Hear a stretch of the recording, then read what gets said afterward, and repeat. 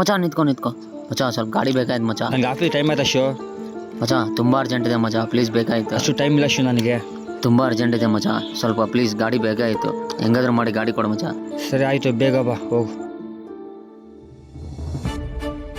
Thank you ಮಚಾ.